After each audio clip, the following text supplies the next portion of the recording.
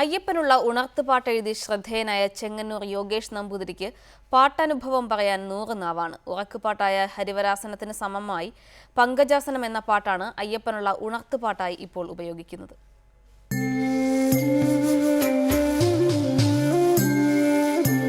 അയ്യപ്പനുള്ള ഹരിവരാസനം കേട്ടാണ് ചെങ്ങന്നൂർക്കാരനായ യോഗേഷ് നമ്പൂതിരി വളർന്നത്. കുട്ടിക്കാലം തൊട്ടുള്ള ആഗ്രഹമായിരുന്നു സ്വാമി അയ്യപ്പന് ഒരു ഉണർത്തുപാട്ട് എഴുതുക എന്നത്. 14 വർഷത്തെ കാത്തിരിപ്പിനും സാധനയ്ക്കുമൊടുവിലാണ് പങ്കജാസനം എന്ന ഉണർത്തുപാട്ട് എഴുതിയതെന്ന് യോഗേഷ് നമ്പൂതിരി പറയുന്നു.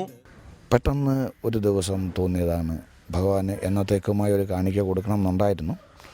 അത് പാട്ടുപാടി ഉറക്കിയപ്പോൾ ഭഗവാനെ, അതായത് ആ ചൈതന്യത്തെ പാട്ടുപാടി തന്നെ ഉണർത്തണ്ടേ എന്ന് ഒരു ആശയം മനസ്സിൽ അന്ന് ആ ദിവസം ഞാനിപ്പോൾ ഓർക്കുന്നുണ്ട്.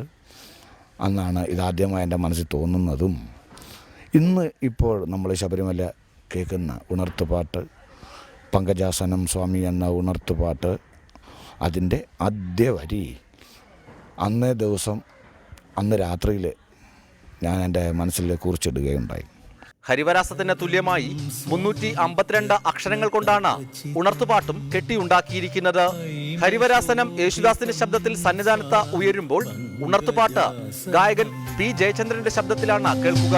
പങ്കജാസനം സ്വാമി ഭക്തവത്സലം പങ്കജനേത്രം സ്വാമി യുഗജടാധരം.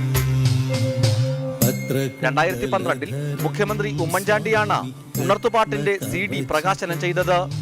ഇപ്പോൾ തിരുവനന്തപുരം പോത്തൻകോട് പണിമൂല ദേവീക്ഷേത്രത്തിലെ ശാന്തിക്കാരനാണ് ഉണർത്തുപാട്ട് എഴുതിയ യോഗേഷ് നമ്പൂതിരി.